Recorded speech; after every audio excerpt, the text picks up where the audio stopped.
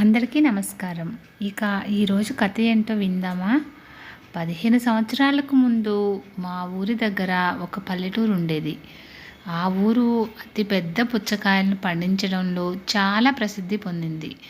ఆ ఊరిలో రైతులు పంట కోసే సమయంలో పిల్లలకు ఒక పోటీ పెట్టేవారు. పిల్లలు ఎవరికి ఎన్ని పుచ్చకాయలు కావాలంటే అన్ని తినొచ్చు. ఎవరు ఎక్కువ కాయలు తింటే వారికి గొప్ప బహుమతి ఉండేది.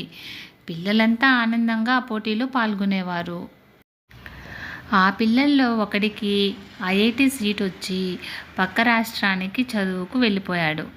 ఆ అబ్బాయి 6 సంవత్సరాల తర్వాత తన సొంత ఊరికి వెళ్ళాడు. ఆ అబ్బాయికి చిన్ననాటి పుచ్చకాయలు తినే పోటీ గుర్తొచ్చి ఊరి బయటే ఉన్న కూరగాయల మార్కెట్కి వెళ్ళి మొట్టమొదట పెద్ద పుచ్చకాయను తృప్తిగా తినేసి వెళ్ళాలి అనుకున్నాడు. మార్కెట్లోకి వెళ్ళగానే ఒకచోట ఒక యువ రైతు పుచ్చకాయల పోటీ జరుపుతుండడం చూసి ఆనందంగా అక్కడికి వెళ్ళాడు. కానీ ఆ పోటీలో అన్నీ చిన్న చిన్న కాయలే ఉన్నాయి. ఎక్కడ వెతికినా పెద్ద సైజు కాయలే కనపడలేదు. ఆ అబ్బాయికి చాలా నిరాశ కలిగింది. దేశంలోనే పెద్ద పుచ్చకాయలు పండించే ఊరిలో చివరికి పెద్ద కాయలే పండలేదు. దీనికి కారణం ఏమై ఉంటుంది అని ఆ అబ్బాయి ఆలోచించాడు. చివరికి దానికి కారణం కనుక్కున్నాడు. తాను చిన్నగా ఉన్నప్పుడు రైతులు కాయల పోటీల్లో పెద్ద పెద్ద కాయలను ఇచ్చి వాటి గింజల్ని మాత్రం ఒక గిన్నెలోకి ఉంచమని పిల్లల్ని కోరేవారు. తర్వాత ఆ గింజలన్నీ సేకరించి మళ్ళీ నాటుకుని పెద్ద పెద్ద కాయల్ని పండించేవారు.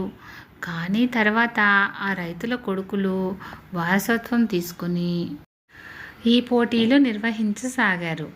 వారు పుచ్చకాయల పోటీల్లో పెద్ద కాయలకు బదులు చిన్న చిన్న నాసిరకం కాయలను ఇచ్చి పోటీలు జరిపారు. ఆ చిన్న కాయల గింజల్ని సేకరించారు. పెద్ద కాయలను మాత్రం లాభాలకు అమ్మేవారు. అలా ప్రతి సంవత్సరం చేశారు. సరిగ్గా 4 సంవత్సరాలకే పెద్ద కాయలు కాయడమే నశించిపోయింది.